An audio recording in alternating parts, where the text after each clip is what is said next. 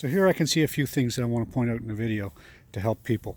First of all, we got drainage that goes into the ground. It's designed basically, it looks to me like you'd take your downspout and put that in there and it would deliver water to wherever, I don't know. And that's the thing, is it could flood your basement if it's going into your weeping towel, for instance, which eventually makes its way into the sewer line. If there's any kind of a sewer line issue in a heavy rain, that's going to flood your basement. So I don't recommend these.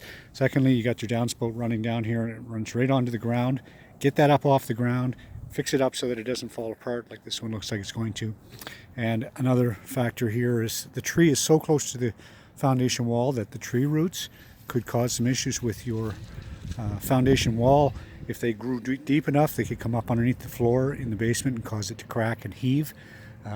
And of course then you have the potential, believe it or not, that mice can climb up this tree, get on the roof, and then eventually make their way into the attic space. So all things to consider and maintenance issues that you should take care of before they become a problem.